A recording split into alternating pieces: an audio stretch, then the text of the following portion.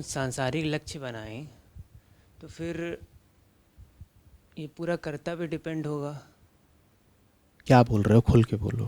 कि अगर अगर कहीं जाना चाह रहे हैं और बीच में कुछ आ रहा है कि वहाँ से ही जाना होगा, माने क्या? परिस्थिति कुछ ऐसी हो कि वो करना ही हो। क्यों करना हो?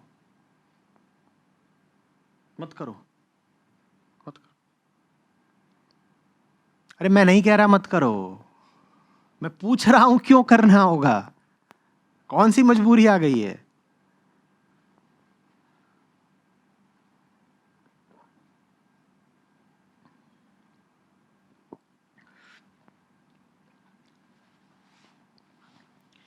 मजबूरी नहीं होती, इतने दिनों से सुन रहे हो। क्या होते हैं? मजबूरी के लिए ईमानदार शब्द क्या होता है?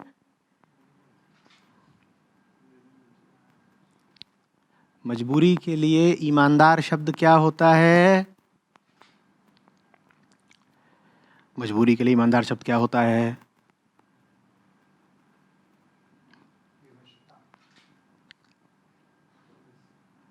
उर्दू से हिंदी में तर्जुमा थोड़े ही करना है।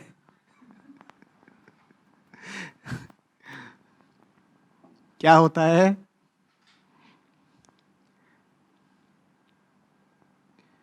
स्वार्थ। क्या? स्वार्थ। ये बात आपको शब्दकोश में नहीं मिलेगी, डिक्शनरी नहीं कहेगी कि मजबूरी का मतलब होता है सेल्फ इंटरेस्ट या सेल्फिशनेस। अध्यात्म बताएगा ये बात आपको। कोई मजबूर नहीं होता, न्यस्त स्वार्थ होते हैं। उन स्वार्थों को हम बेईमानी के चलते नाम दे देते हैं मजबूरी का। तुम स्वार्थ त्यागो, फिर मुझे बताओ कौन मजबूर कर सकता है तुमको?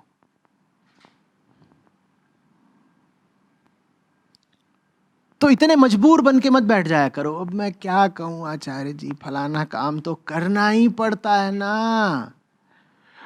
जिस दिन उस काम से जुड़े तुम्हारे स्वार्थ मिटेंगे, फिर मुझे दिखाना कि तुम वो काम कर रहे हो।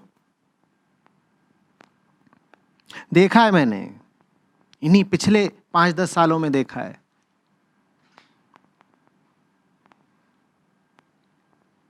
एक यूनिवर्सिटी थी,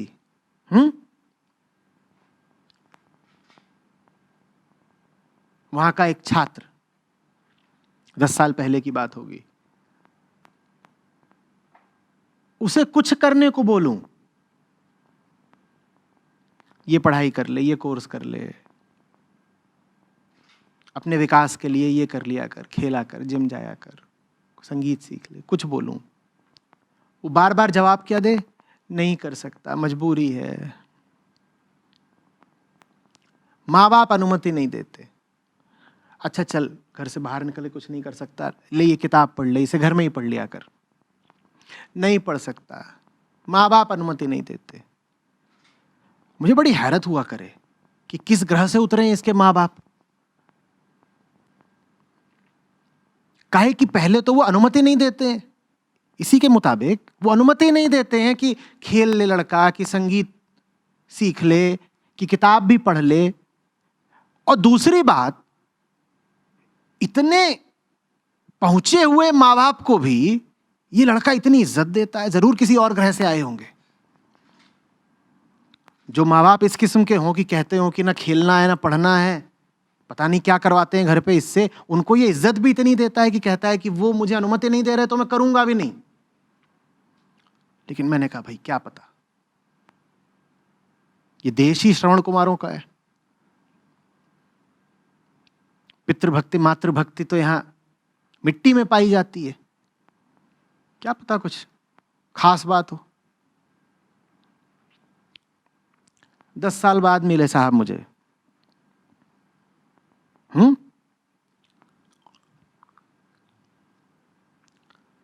बेंगलोर में नौकरी करते हैं, ठीक है।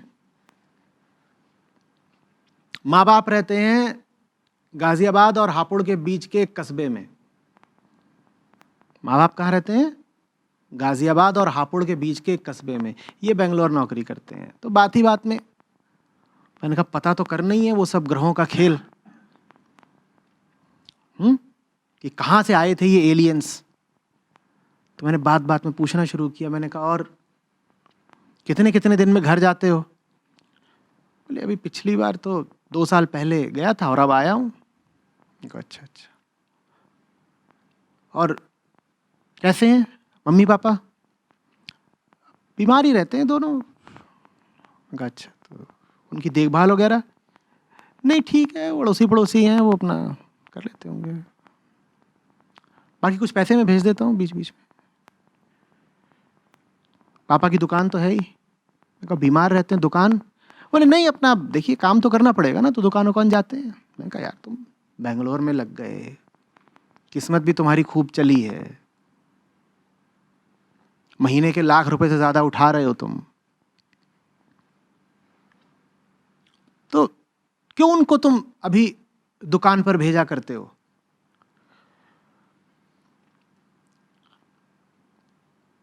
खर्चा उठा लो उनका, कौन सी अब तुम्हारे लिए बड़ी बात है। बोला नहीं देखिए, अब फ्लैट ले लिया बेंगलोर में, बेंगलोर का तो आप जानते ही हैं, आधी से ज्यादा तो तनख्वाह ईएमआई में चली जाती है। फिर मुझे अपनी फैमिली के बारे में भी सोचना है। I have a fiancée. Ganwar fiancée बता रहा है, ठीक है, भीतर ही भीतर सोचा। अच्छा, और कल को मेरे भी बच्चे होंगे, सोचना पड़ता है ना ये सब कुछ, ऐसे थोड़ी। अच्छा अच्छा, मैं कहो तो अभी तो दिल्ली मेरी बातचीत हो रही थी, नोएडा में। मैं कहो घर कब जाओगे? बोले बस जाऊंगा 2-3 दिन बाद जाऊंगा। मैं कहा आए कब? बोले हफ्ता भर पहले आए छुट्टी लेके। फ्लाइट कब की? बोले 2-3 दिन बाद की है। मैं तो घर के थन्ना छूने जाओगे? तुम हफ्ते भर से दिल्ली में हो और 3 दिन बाद तुम्हारी रिटर्न फ्लाइट है, फिर तुम घर जाओगे? बोले हाँ जाऊंगा, थोड़ा देख के आ जाऊंगा, उसमें मेरा कोई बहुत है नहीं। ये 10 साल पहले बड़ी मजबूरी बताया करते थे, मम्मी पापा अलाउ नहीं कर रहे हैं आचार्य जी। तब आचार्य जी तो सर, बस बात तब इतनी थी कि मम्मी पापा के पैसों पर आश्रित थे ये जनाब, और जिस दिन वो निर्भरता खत्म हुई, मम्मी पापा को उन्होंने लात मार दी।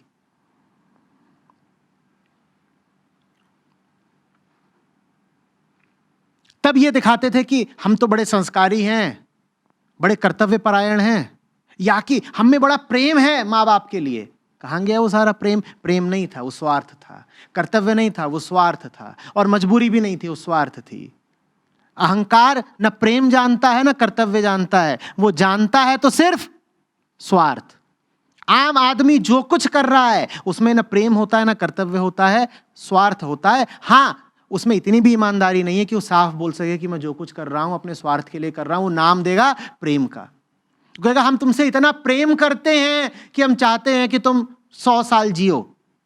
सीधे क्यों नहीं बोलते कि उसकी पॉकेट से तुम्हारा खर्चा चल रहा है इसलिए चाहते हो कि 100 साल जिए वो, और जिस दिन उसकी पॉकेट से तुम्हारा खर्चा चलना बंद हो जाएगा उस दिन तुम चाहोगे वो 100 साल जिए?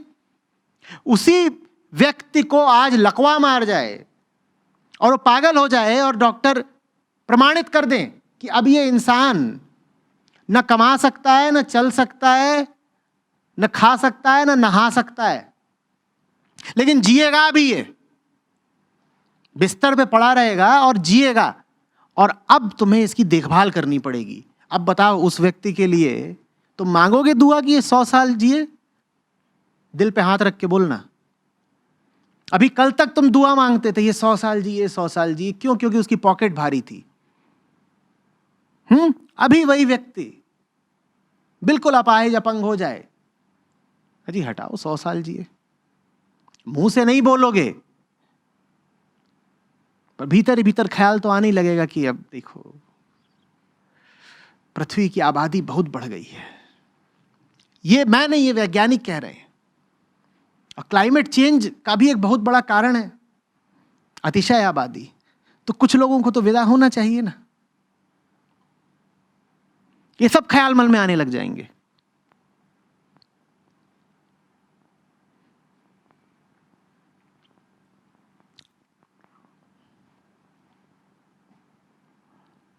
मिस्टर मजबूर,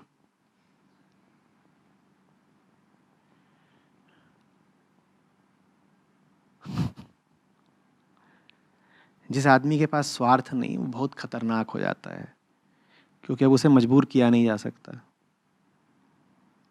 तुम उसकी जान ले सकते हो, उसे मजबूर नहीं कर सकते। जिसे मजबूर किया जा सकता हो, जिसे गुलाम बनाया जा सकता हो, जान लो कि ऐसे ही है, छोटा टुच्चा, स्वार्थवश चलता है।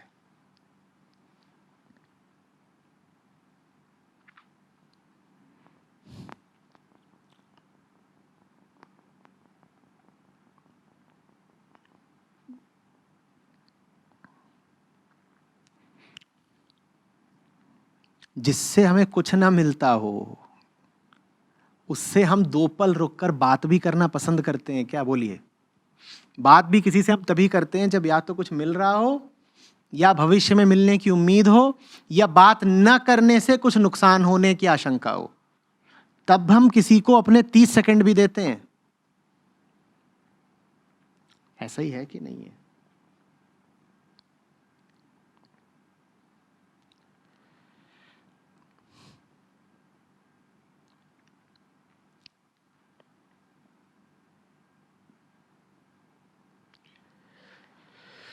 अगर वाकई ईमानदारी का जीवन बिताना चाहते हैं तो अपनी भाषा से एक शब्द बिल्कुल हटा दें। क्या? कौन सा शब्द? मजबूरी। मैं क्या करूं, मैं तो हालात का मारा हुआ हूं, मैं मजबूर थी देवदास।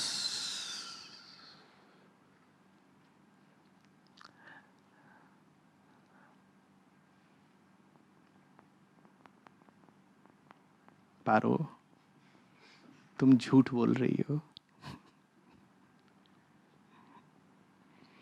कोई मजबूर नहीं होता।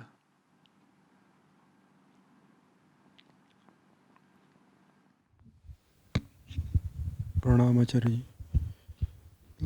कुछ स्वार्थ ऐसे होते हैं कि वो जरूरी भी होते हैं कि मतलब आप एक आध गैर जरूरी स्वार्थ बता दीजिए।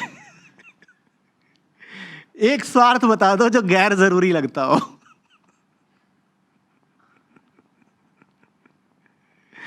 बताओ भाई।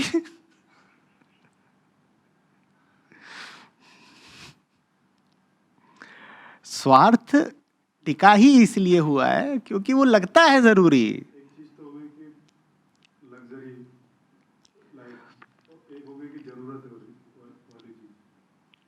कुछ नहीं, आप अपनी जरूरतों के निर्धाता खुद होते हैं।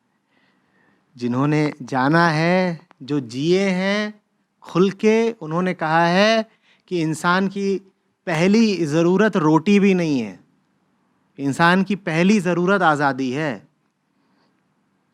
इसीलिए बहुत ऐसे हुए हैं जिन्हें जब कहा गया कि चुन लो, या तो जियोगे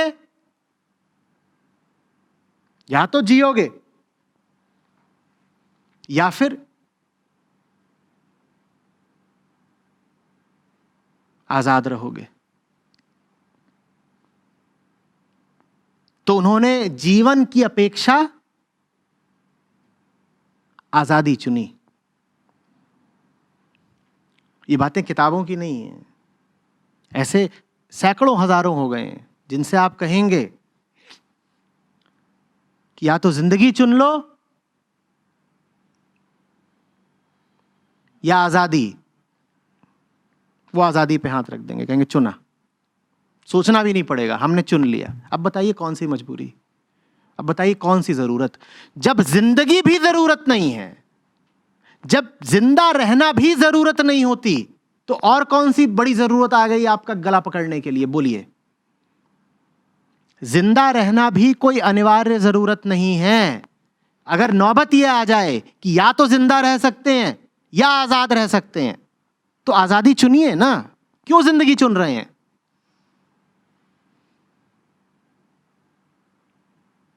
ये जरूरत का क्या खेल है? और छोड़िए कि जरूरतें तो जरूरी हैं,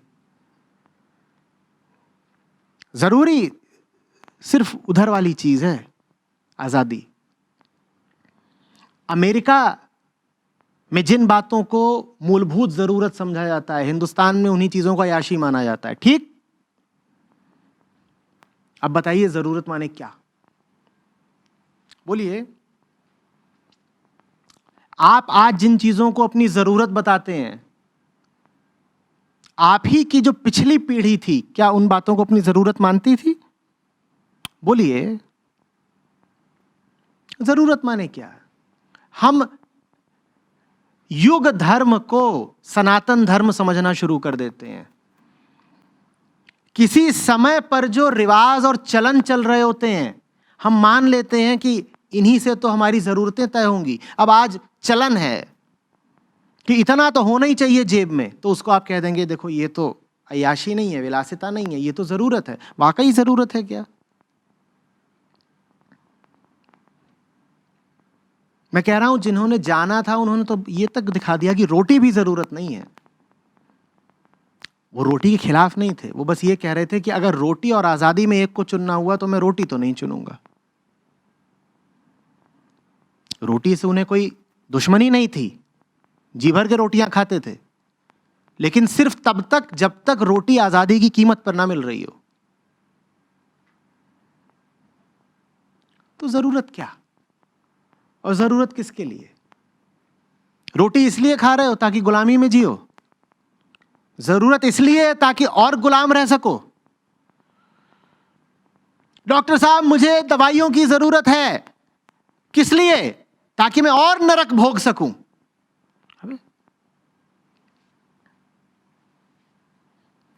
फलक पे जितने सितारे हों वो भी शर्माए, देने वाले मुझे इतनी जिंदगी दे दे, गम उठाने के लिए मैं तो जिए जाऊंगा। क्या बात कही है!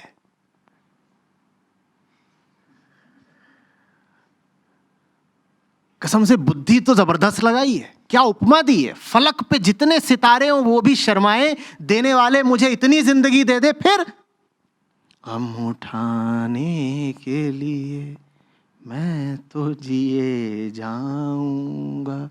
क्यों जिए जाना चाहते हो भाई? गम उठाने के लिए। रोटी क्यों तोड़ना चाहते हो और ज्यादा, ताकि और गम उठा सको?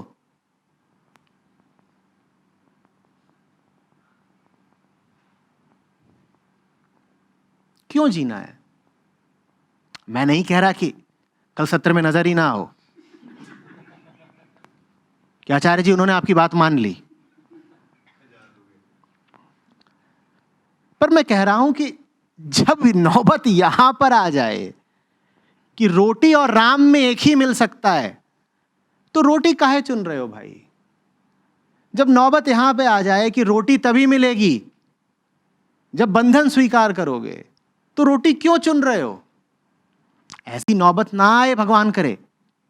किसी की जिंदगी में ये नौबत आनी नहीं चाहिए, लेकिन अगर ये नौबत आ जाए तो आपको तैयार होना चाहिए कि छोड़ देंगे रोटी।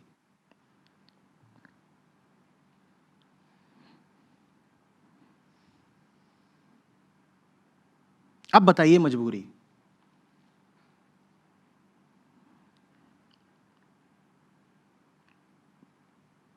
और मैं कोई मोटिवेशनल स्पीकर नहीं हूं, मैं आपसे ये नहीं कह रहा हूं कि आपको रोटी मिल जाएगी, यू विल विन, तुम मेहनत करो तुम्हें रोटी मिल जाएगी।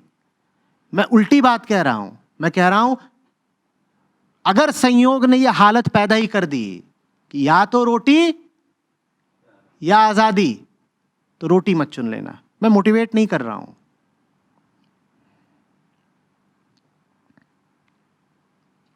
साथ ही यह भी कह रहा हूं कि ईश्वर न करे कि यह नौबत आए।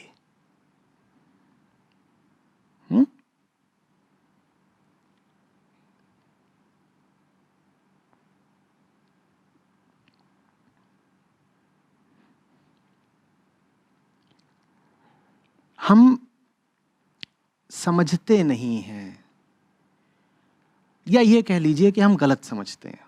समझते नहीं हैं ये कहना तो बड़ी फिर मासूमियत की बात हो जाएगी। हम सब गलत समझते हैं, हमारे जीवन की जो फिलॉसफी है ना वही गलत है। हमें पता ही नहीं है कि हम जिन बातों को अपने लिए ज़रूरी बता रहे हैं उन बातों ने कब अपने आप को हमारे लिए ज़रूरी बना लिया। हम ना इतिहास जानते हैं ना समय का रिवाज जानते हैं।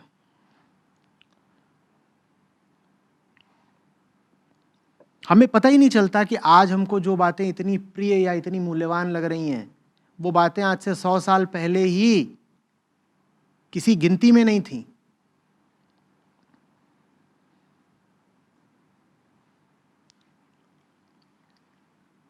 हमारा जो मानसिक दर्शन शास्त्र है वो बहुत उल्टा पुल्टा है।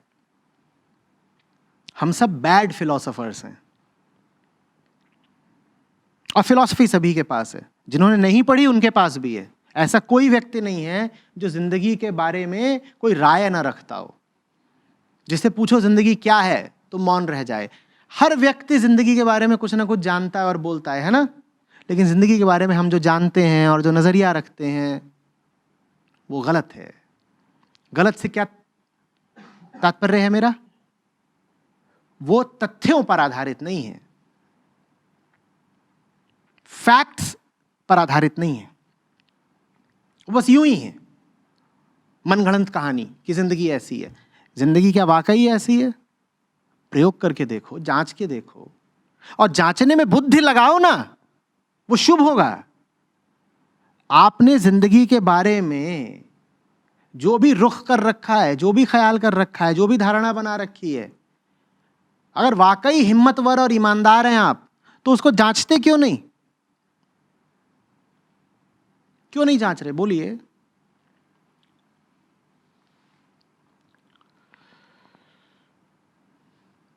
जांचना खतरनाक होगा। पहली बात, उसमें श्रम लगता है। दूसरी बात, अपनी ऐसी तैसी कराने के लिए कौन श्रम करना चाहता है? एक तो मेहनत करो जांचने में, वो भी अंदेशा पहले से ही है कि जांच का जो अंजाम आएगा वो हमें ही तोड़ देगा। तो इसीलिए हम जो जिंदगी के सबसे केंद्रीय, मूलभूत और महत्वपूर्ण मुद्दे हैं उनकी कभी जांच पड़ताल करते ही नहीं, कभी नहीं करते। कोई नहीं जाके अपनी बीवी से पूछता प्यार करती है मुझसे, बोले हाँ, तो पूछो प्यार माने? पहले तो 2-3 दिन खाना नहीं पाओगे और उसके बाद आगे के भी कई झंझट हो सकते हैं।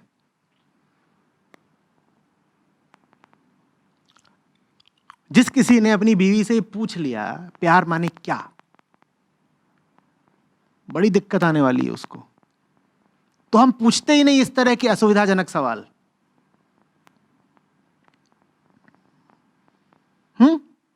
पूछ तो लो, तो तुम्हारी जो फिर बैड फिलॉसफी है थोड़ी टूटे तो।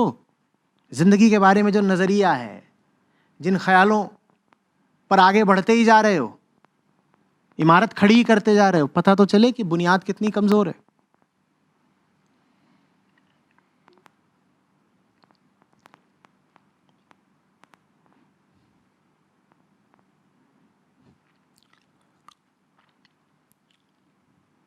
जब फिलॉसफी गिर जाएगी अपनी, तो उस पर आधारित जो जरूरतों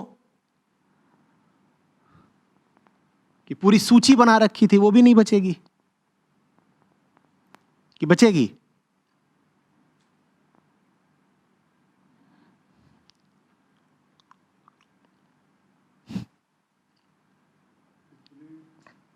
किसी ना किसी दिशा में तो लेके जाना पड़ता है जिंदगी को। किसको? हमें को। आप कुछ ना करें तो जिंदगी नहीं बढ़ेगी आगे। किस दिशा में ले जाना है और किसको? मैं समझ रहा हूं कि ये सवाल बहुत चिढ़ पैदा करते हैं भीतर। कोई भगा जा रहा हो अपनी गाड़ी को 120 की रफ्तार पे लेके, उसको तुम कहो अरे थम, थोड़ा सोच तो, तू कौन है, ये गाड़ी क्या है और कहां को जा रहा है। वो ऐसा चिढ़ेगा कि थप्पड़ अप्पड़ मार देगा। उसकी पूरी ऊर्जा बह रही है स्टीयरिंग और एक्सीलरेटर की तरफ। ब्रेक वाला पांव भी उसने पीछे बांध दिया है, कहीं धोखे से दबा ना दूं।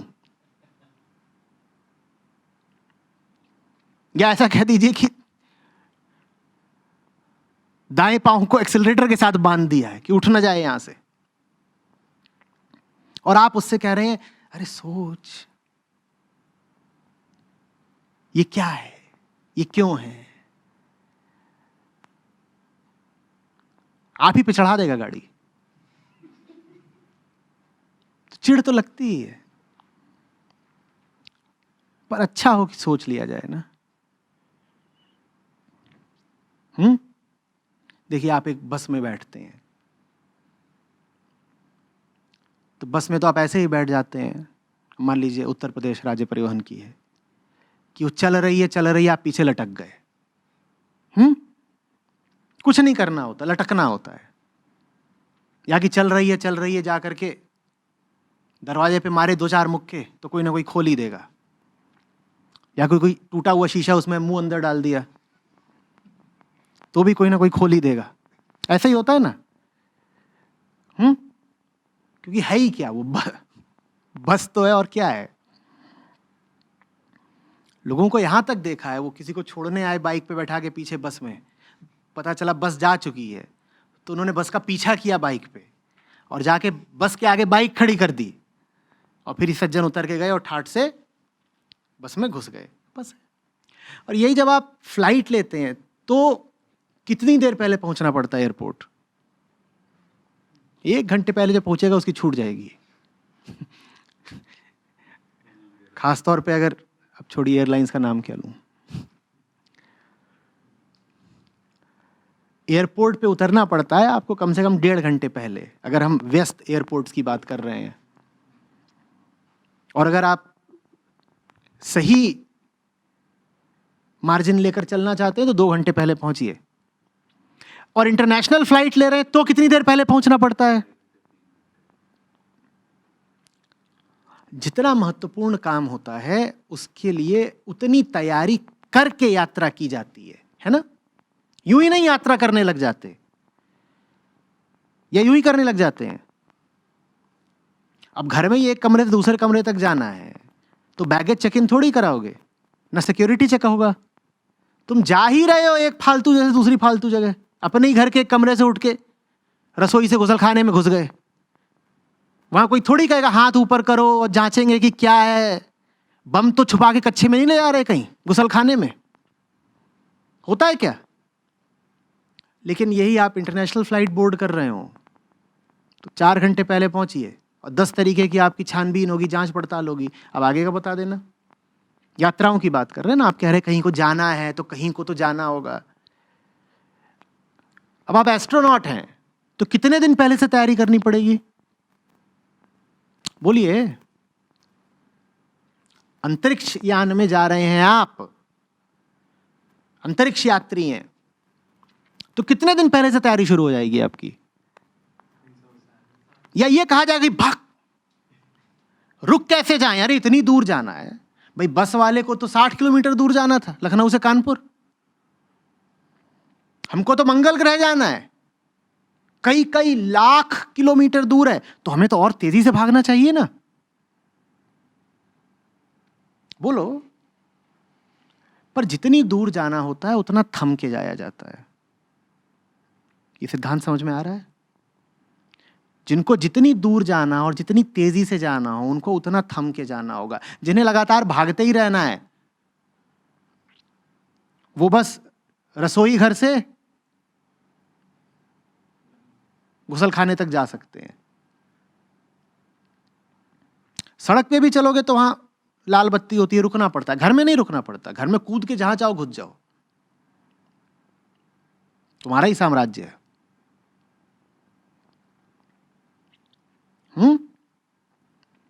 जिन्हें लंबी यात्रा करनी हो वो ठहर कर करें, और जो ऐसे ही हो कि थोड़ी थोड़ी और छोटी छोटी दूरियों में ही जिनको भटकना है जीवन भर, वो अनवरत चलते रहें, दौड़ लगाते रहें, मेरी गो राउंड। वो लगातार चलता रहता है ना, पहुंचता कहां है? पहुंचता कहीं नहीं है।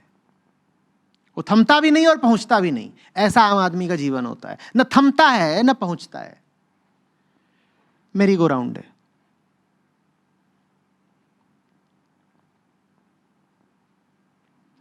थोड़ा सोचो, थोड़ी तैयारी करो, थोड़ा आत्ममंथन करो, थोड़ा जीवन के भीतर जाओ, कि नहीं? नहीं तो दुर्घटना होगी, गलत दिशा में भी जाओगे, पहुंच भी गए तो और पछताओगे।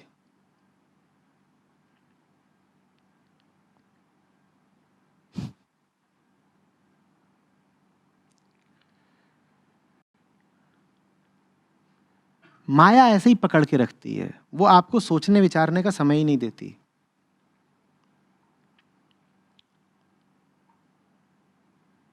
वो आपको ये मौका ही नहीं देती कि आप अलग हो सकें, अकेले हो सकें और आत्मविचार कर सकें।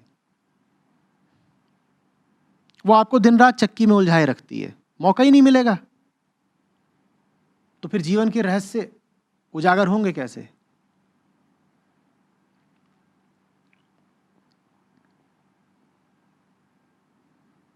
सुबह उठो, गाड़ी उठाओ, काम पे जाओ, काम करो, वापस आओ, सब कुछ बंधा हुआ है कि नहीं है?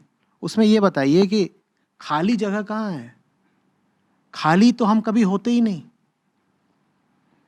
और जो खाली नहीं है